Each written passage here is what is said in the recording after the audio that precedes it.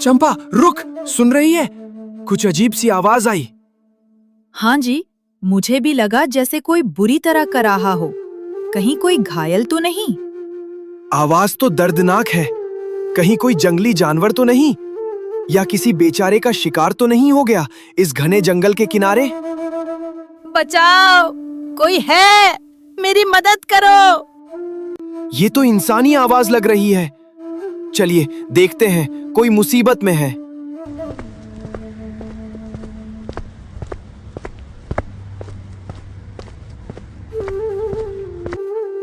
शुक्र है आप लोग आ गए, मेरी मदद कीजिए। हे भगवान, ये घोड़ा बोल रहा है। चंपा भाग, ये कोई मायावी राक्षस है या कोई भूत? डरो मत, मुझ पर विश्वास करो। मैं कोई राक्षस या दैत्य नहीं हूँ। मैं बस एक मुसाफिर हूँ जो अपना रास्ता भटक गया है। तुम्हारी ये दुनिया मेरे लिए बिल्कुल अनजान है। मैं बहुत बीमार हूँ, मुझ में चलने की भी शक्ति नहीं बची। जगदीश जी, देखिए तो इसकी आंखें, इनमें कितना दर्द है। कोई राक्षस इतनी बेबसी से नहीं देख सकता। कृपया मुझे अपने घर ले चलो। मुझे बस थोड़ा भोजन और सिर छिपाने की जगह चाहिए। मैं तुम्हें कोई नुकसान नहीं पहुंचाऊंगा। ठीक है, घबराओ मत, तुम हमारे साथ चलो। जब तक तुम्हारा मन करे हमारे घर रहना, और जिस दिन तुम्हारा मन भर जाए या तुम ठीक हो जाओ, खुशी खुशी अपने घर लौट जाना। चंपा सही कह रही है। अगर तुम मुसीबत में हो तो हम तुम्हें ऐसे मरता हुआ नहीं छोड़ सकते। आओ, मेरा सहारा लो।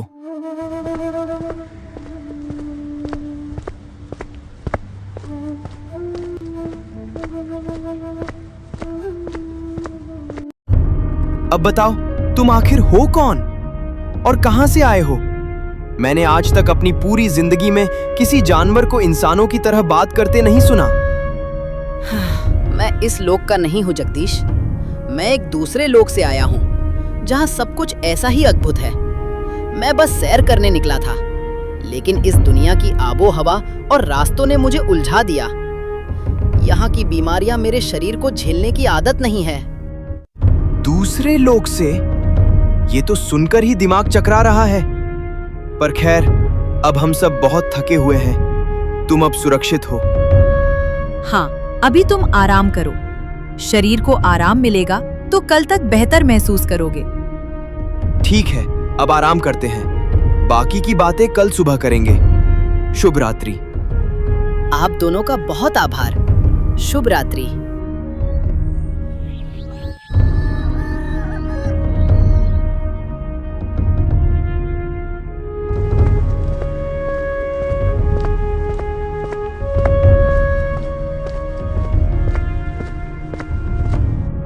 ओ जगदीश, बाहर निकल।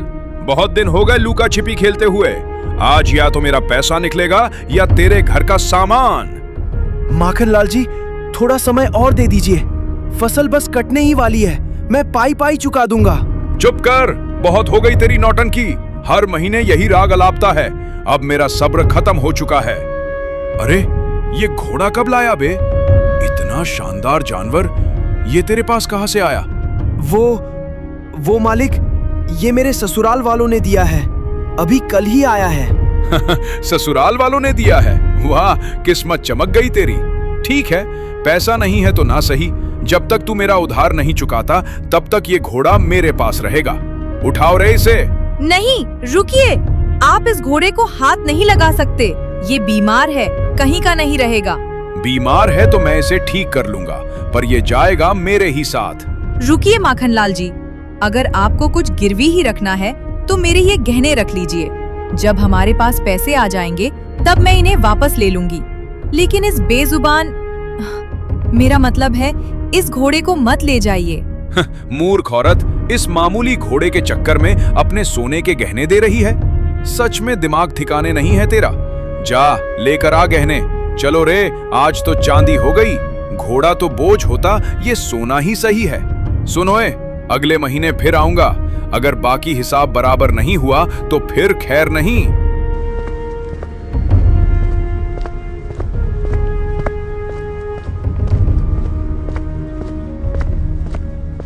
चंपा, ये क्या किया तूने? अपनी माँ की आखिरी निशानी भी दे दी। चंपा, तुमने मेरे लिए अपना सबसे कीमती धन त्याग दिया। मैं तुम दोनों की इस दया को कभी बेकार नहीं जाने दूंगा। चुप कर पगले, उपकार कैसा? जब से तू हमारे घर आया है मुझे ऐसा लग रहा है जैसे मुझे मेरा खोया हुआ बेटा मिल गया हो। तू मेरे लिए सिर्फ एक घोड़ा नहीं, अब मेरे बेटे के समान है। और एक माँ के लिए उसके बच्चे की सलामती के आगे ये सोना चांदी तो क्या, पूरी दुनिया की दौलत फीकी है। चंपा माँ, आपने मुझे बेटा कहकर जो दर्जा दिया है उसका एहसान मैं अपनी आखिरी सांस तक नहीं भूलूंगा।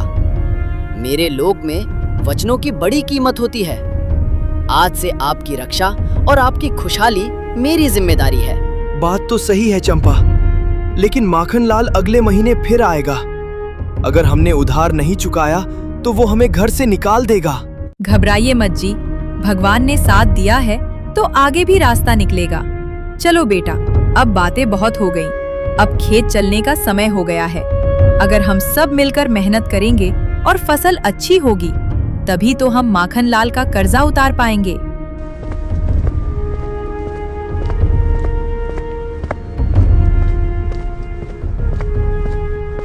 हे भगवान, मुझे माफ करना। बेटी लाडो, मुझे माफ कर देना। तेरे हाथ पीले करने की औकात नहीं रही इस अभागे बाप की।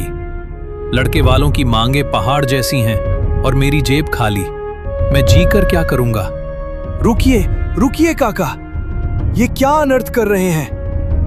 काका, होश में आओ, ये क्या पागलपन है? जान देने चले थे। छोड़ दो मुझे जगदीश, मर जाने दो। मरूंगा तो कम से कम इस बेइज्जती से तो बचूंगा। ऐसी क्या बात हो गई काका? आपकी बेटी लाडो की तो शादी है अगले हफ्ते। खुश होने के बजाय आप ये क्या कर रहे हैं? कैसी शादी चंपा? कल रात लड़के वाले आए थे। कहने लगे, अगर दरवाजे पर चमचमाती बड़ी गाड़ी और हाथ में 5 लाख नकद नहीं दिखे तो बारात नहीं आएगी। मैंने उनके पैर पकड़े, गिड़गिड़ाया कि गरीब की इज्जत मत उछालो, पर वो पत्थर दिल नहीं पिघले। पर काका, शादी तो पक्की हो गई थी ना? हुई थी जगदीश, पर अब वो लालच पर उतर आए हैं। गांव भर में शोर हो जाएगा कि लाडो की बारात लौट गई। वो बेचारी तो जीते जी मर जाएगी। उससे अच्छा है कि मैं ही खत्म हो जाऊं। भगवान ने मेरे नसीब में सिर्फ गरीबी लिखी है। तो क्या वाकई इस दुनिया में लोगों के लिए जान से ज्यादा वो कागज के टुकड़े जरूरी हैं? अरे बाप रे, ये घोड़ा बोला। जगदीश, ये क्या माया है? क्या मैं सच में मर गया हूं और यमराज का घोड़ा मुझसे बात कर रहा है? नहीं काका, शांत हो जाइए। आप जिंदा हैं। ये चमत्कार है। ये घोड़ा बोल सकता है। हे भगवान, बोलने वाला घोड़ा! क्या मैं पागल हो गया हूं? शांत हो जाइए काका, आप पागल नहीं हैं। मैं आपकी मदद कर सकता हूँ। काका, ये लीजिए।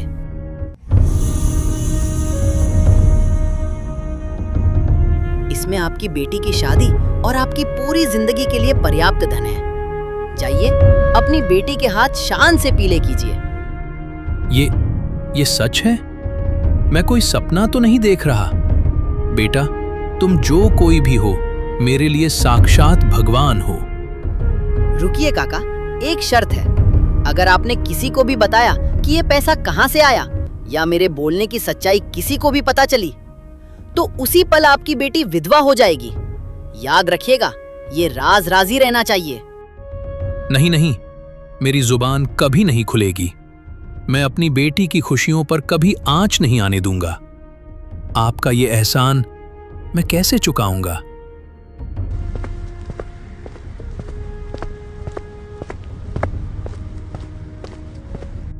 चंपा, मैंने अपनी आंखों से देखा पर यकीन नहीं हो रहा। तुम तो सच में चमत्कार कर सकते हो।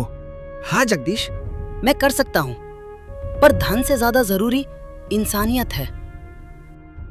अब समझ आया कि चंपा ने क्यों कहा था कि तुम हमारे बेटे जैसे हो। चलो, अब खेत नहीं, सीधा घर चलो। आज की दोपहर बहुत भारी रही है। अब खेत नहीं, घर चलो, कुछ बात करनी है।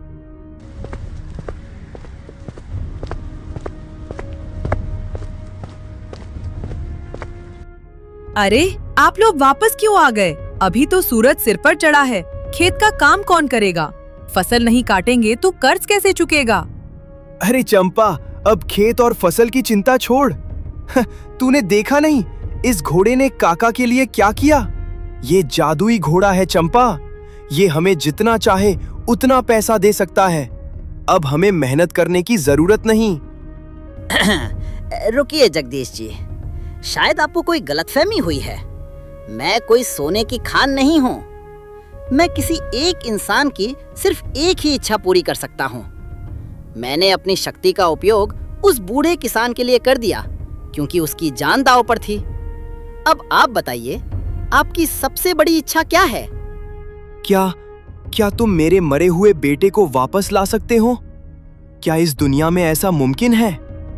रुकिए, मुझे अपनी दिव्य दृष्टि से देखने दीजिए कि क्या इस पृथ्वी पर ऐसी कोई जगह है जहां से मरे हुए लोगों की रूह को वापस लाया जा सके।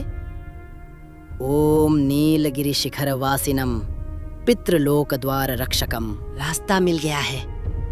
हमें सुदूर दक्षिण में स्थित नीलगिरि पर्वत जाना होगा।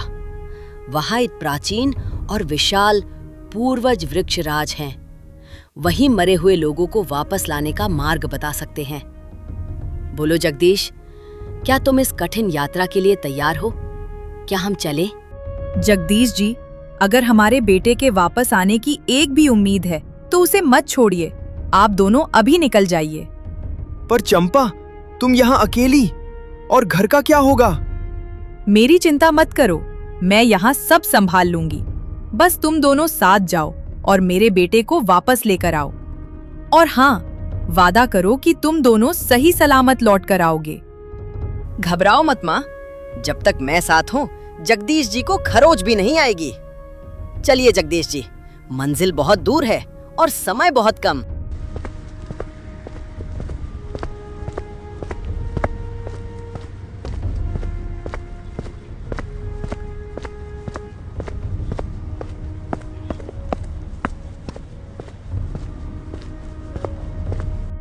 रुक जाओ भाई, अब मुझसे एक कदम भी नहीं चला जा रहा।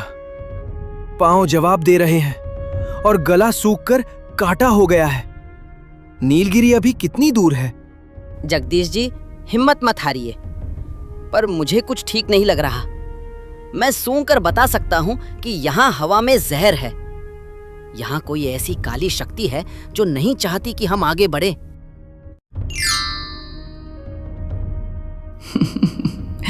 आहा, बहुत जानकार जानवर है रे तू तो। मेरी खुशबू पहचान गया। क्या लचीला और कोमल मांस होगा तेरा। और ये बूढ़ा इंसान, इसकी हड्डियां चबाने में तो बड़ा मजा आएगा। अरे बाप रे, ये क्या बला है?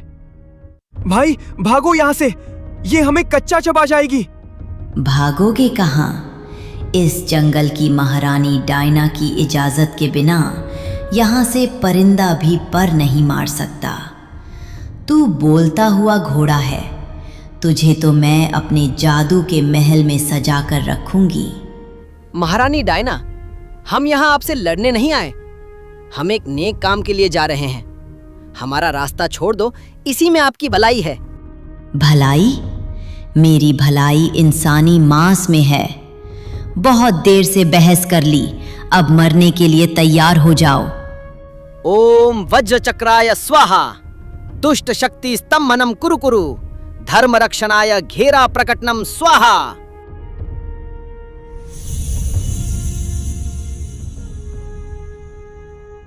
ये क्या किया? छोड़ मुझे। ये कैसा तिलिस्म है? मैं इस घेरे से बाहर क्यों नहीं निकल पा रही? ये धर्म का घेरा है डायना। जब तक तुम्हारे मन में पाप और मांस की भूख रहेगी, तुम इस घेरे को पार नहीं कर पाओगी। जिस दिन तुम अपने आप को पूरी तरह सुधार लोगी और दूसरों को सताना छोड़ दोगी, ये घेरा अपने आप गायब हो जाएगा। तुमने तो इसे बिना छुए ही कैद कर दिया।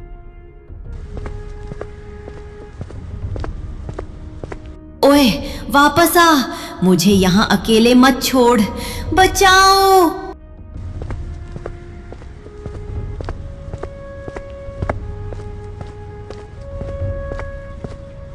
ठहर जाओ तिनको।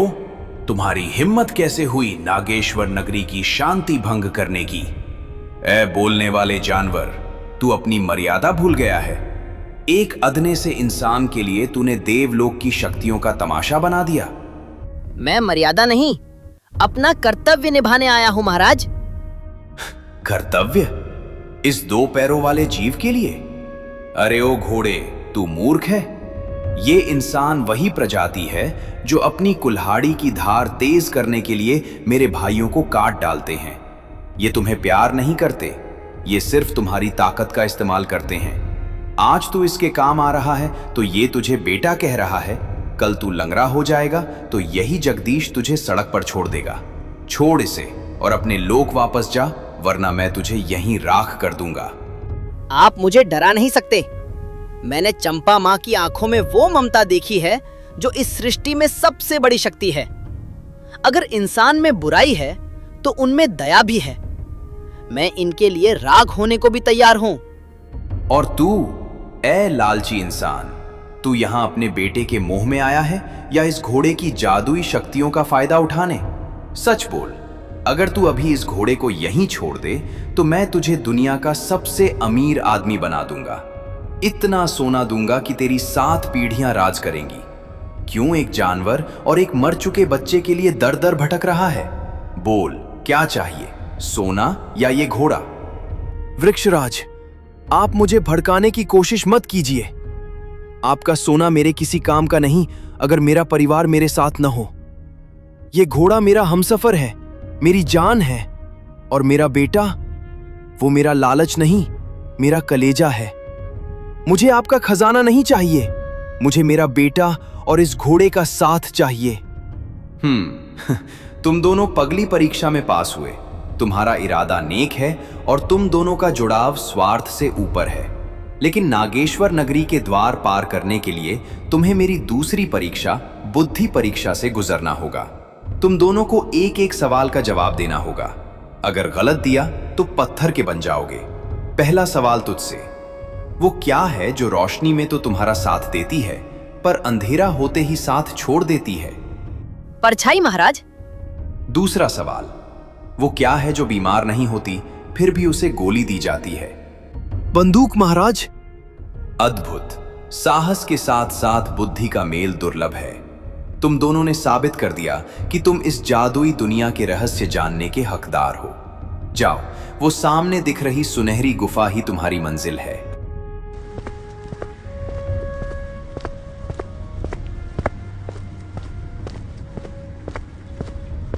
भाई, यहां पहुंच तो गए पर अंदर जाने में पैर कांप रहे हैं। क्या सच में इस अंधेरी गुफा में मेरे बच्चे की धड़कनें वापस मिलेंगी? हिम्मत मत हारिए जगदीश जी, अब डरने का समय बीत चुका है। यही वो जगह है जहां प्रकृति और परलोक की सीमाएं मिलती हैं। ये वही गुफा है जहां इंसान के दोबारा जीवित होने का वो रहस्य छिपा है जिसे सदियों से किसी ने नहीं जाना। इस रोशनी में एक अलग ही खुशबू है, बिल्कुल वैसी ही जैसे मेरे बेटे के कपड़ों से आती थी। यहाँ की हवा पवित्र है। यहाँ कदम रखते ही हमारे कर्मों का लेखा जोखा शुरू हो जाएगा। अब संकोच मत कीजिए, मंजिल अब बस कुछ ही कदमों की दूरी पर है। अब अंदर चलो और याद रहे, अंदर जो भी दिखे उससे विचलित मत होना। ठीक है, मैं तैयार हूं। अगर मेरे बेटे को वापस पाने का रास्ता यहीं से गुजरता है तो मैं मौत के द्वार तक भी जाने को तैयार हूं।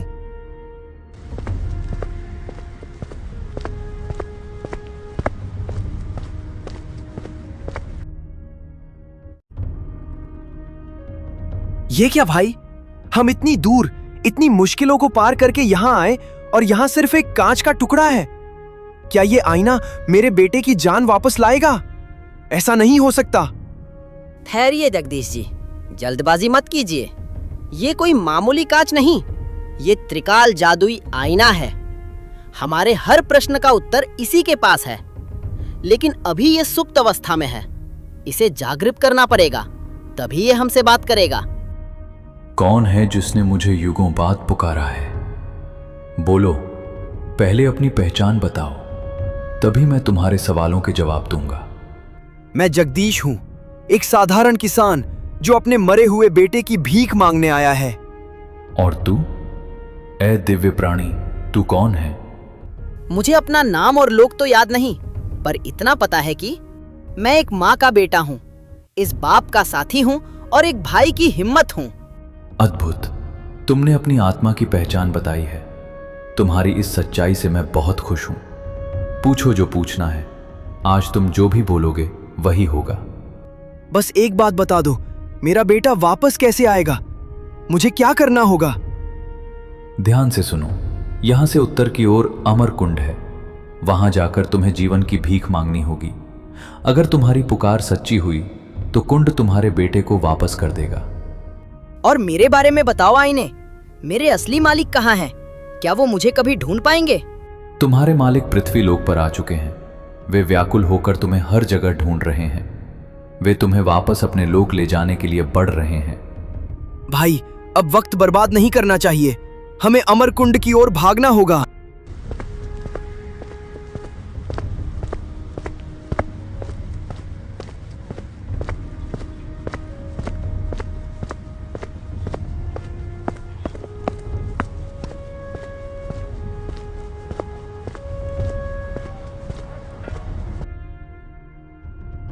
डरो मत इंसानों, मैं तुम्हें खाने नहीं आया। मुझे पता है तुम दोनों अमरकुंड जा रहे हो, पर वहां पहुंचने से पहले तुम्हें मुझसे गुजरना होगा। तुम कौन हो और हमारा रास्ता क्यों रोक रहे हो? मैं भी कभी तुम्हारी तरह एक इंसान था, लेकिन एक भयानक श्राप ने मुझे इस रूप में बदल दिया। आज सदियों से मैं यहां भटक रहा हूं। मैं मरना चाहता हूं, मुझे मौत चाहिए, पर आज तक कोई मुझे मार नहीं पाया। जो भी आता है उसे मैं अपनी रक्षा में मार देता हूं। क्या तुम मुझे मार दोगे? मुझे इस नर्क से आजाद कर दोगे? ये कैसा अजीब और डरावना श्राप है। कोई मरना क्यों चाहेगा? मैं इस श्राप को जानता हूँ। इसे अमर अहंकार का श्राप कहते हैं। ये उस इंसान को लगता है जिसे अपनी शक्ति पर बहुत घमंड हो जाता है। पहले ये उसे अजेय शक्ति देता है और बाद में वही शक्तियां उसे मरने नहीं देती। शरीर सरने लगता है पर आत्मा कैद रहती है। हाँ घोड़े, तुमने सही पहचाना। अब और सहन नहीं होता, मुझे मार दो। हट जाओ हमारे रास्ते से। मैं यहाँ जीवन की भीख मांगने आया हूँ। मैं नहीं चाहता कि मेरे हाथों किसी की जान जाए। मैं हत्यारा नहीं बनना चाहता। तुम पहले ऐसे जीव हो जिसने मुझे बोला कि मैं मर सकता हूं। अब या तो मुझे मुक्ति दो या फिर लड़ने के लिए तैयार हो जाओ। मारो या मरो। अगर तुम मुझे नहीं मारोगे तो मैं तुम्हें आगे नहीं बढ़ने दूंगा। ठीक है, अगर तुम्हारी मुक्ति का यही एक मार्ग है तो मैं तुम्हें इस कष्ट से आजाद करता हूं।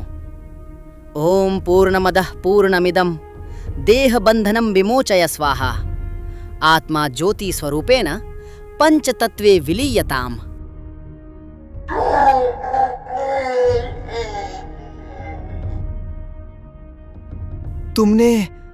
आपने उसे मुक्ति दे दी? ये वध नहीं था जगदीश जी, ये एक भटकती रूह का उद्धार था। चलिए, अमरकुंड अब यहाँ से बस एक ढलान की दूरी पर है।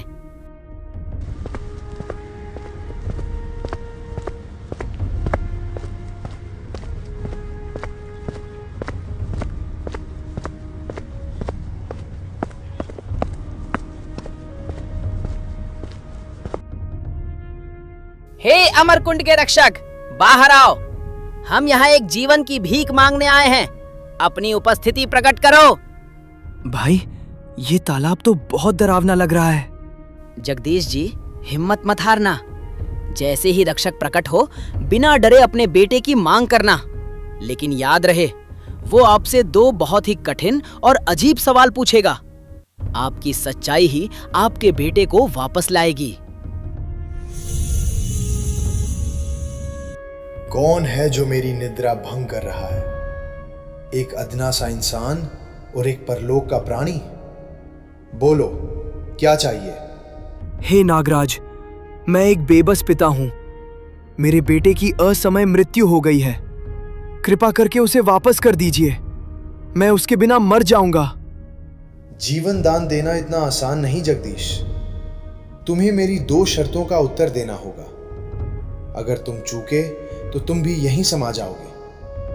पहला सवाल, अगर तुम्हें अपनी माँ और पत्नी में से किसी एक को चुनना हो तो किसे चुनोगे और क्यों?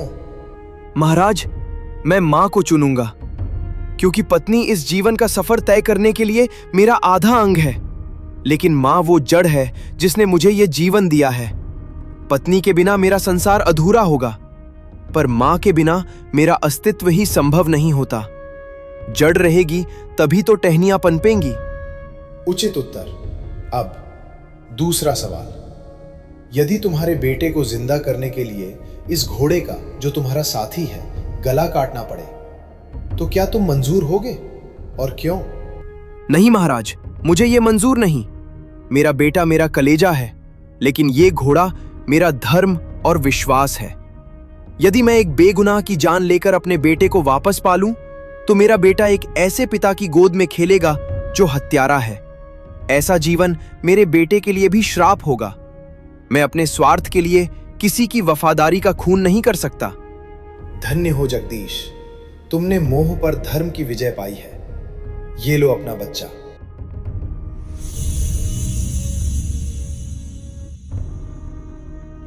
तुम्हारी सच्चाई ने इसे वापस कर दिया है। अब एक क्षण भी यहां मत रुकना। अपने बेटे को लो और यहां से तुरंत निकल जाओ। और याद रखना, पीछे मुड़कर मत देखना। अगर मुड़कर देखा तो वो फिर से पत्थर का बन जाएगा। जाओ।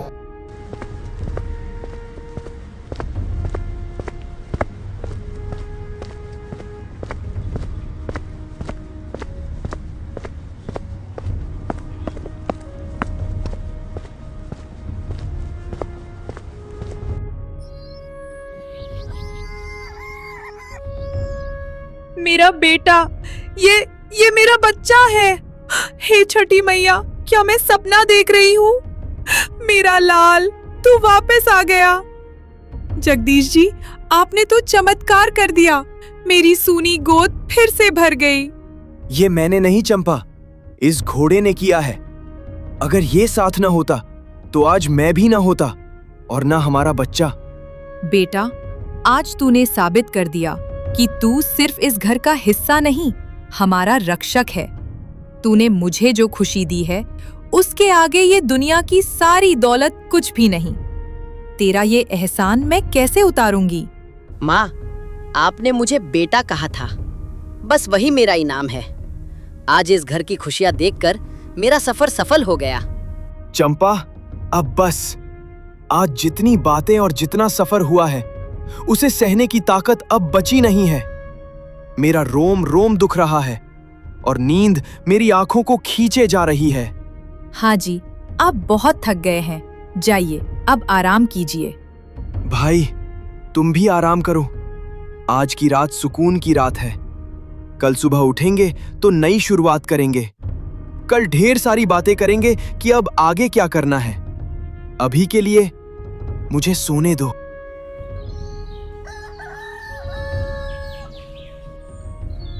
पवन वेग, बाहर निकलो। तुम्हारे वनवास का समय समाप्त हुआ। अब तुम्हें ये घर और ये लोग छोड़कर मेरे साथ वापस चलना होगा। गुरुदेव, आप आ गए। मेरा मन आपको देखकर आनंदित है, किंतु इन लोगों को छोड़ने का विचार मुझे पीड़ा दे रहा है। जगदीश और चंपा ने मुझे उस समय सहारा दिया जब मैं मृत्यु के निकट था। महाराज, विनती करती हूँ, इसे हमसे मत छीनिए। ये सिर्फ एक घोड़ा नहीं, मेरा बेटा है। इसके बिना ये घर फिर से सूना हो जाएगा। पुत्री, मोह त्यागो। ये दुनिया बहुत क्रूर है। ये स्थान इसके रहने योग्य नहीं है। अगर दुनिया को पता चला कि ये घोड़ा बोल सकता है और इसमें दिव्य शक्तियां हैं, तो लालची लोग इसका जीना मुश्किल कर देंगे। इसे सुरक्षित रहने के लिए मेरे साथ देवलोक चलना ही होगा। बेटा, तुमने कहा था कि ये सबकी एक इच्छा पूरी कर सकता है। क्या मेरी इच्छा पूरी नहीं होगी? बोलो माँ, क्या इच्छा है तुम्हारी? मेरी इच्छा यही है कि तुम हमेशा मेरे साथ रहो, मेरे बच्चे की तरह। मैं खोना नहीं चाहती। गुरुदेव, चंपा माँ ने अपनी सबसे कीमती चीजें मेरे लिए दांव पर लगा दी थी। आज मैं अपनी सबसे बड़ी शक्ति का त्याग करता हूँ। आप मेरी आवाज ले लीजिए, मेरी बोलने की शक्ति छीन लीजिए, पर मुझे यही रहने दीजिए। मैं एक साधारण घोड़ा बनकर इनके साथ रहूंगा, ताकि किसी को मेरी असलियत पता न चले और मैं सुरक्षित भी रहूं। मूर्ख, तू अपनी दिव्य वाणी का त्याग एक साधारण इंसान के लिए कर रहा है। तू फिर कभी बोल नहीं पाएगा, कभी अपनी व्यथा नहीं सुना पाएगा। मुझे मंजूर है महाराज। माँ की ममता के आगे स्वर्ग की बोलियां भी फीकी है। ठीक है, जैसी तुम्हारी इच्छा। मैं तुम्हारी आवाज ले जा रहा हूँ। आज से तुम एक मूक प्राणी हो। मैं जा रहा हूँ, लेकिन याद रखना, जब भी कभी भारी संकट आए और तुम मुझे पुकारोगे, मैं वापस आ जाऊंगा। अलविदा।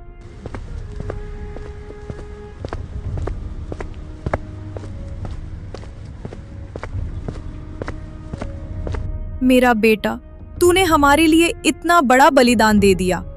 अब तू बोल नहीं सकता, पर तेरी धड़कनें मैं हमेशा सुनूंगी। चंपा, आज इंसानियत की जीत हुई है। अब पवन वेग हमेशा हमारे साथ रहेगा। तो दोस्तों, मेरी कहानी तो यहाँ खत्म हुई। मैंने चंपा माँ और जगदीश जी का साथ चुना, क्योंकि प्यार से बड़ा कोई जादू नहीं होता। पर जाने से पहले एक बात तो बताओ, आप लोग मेरी ये जादुई यात्रा दुनिया के किस कोने से देख रहे हैं? मुझे बहुत खुशी होगी ये जानकर कि मेरी कहानी कहाँ-कहाँ तक पहुँची है।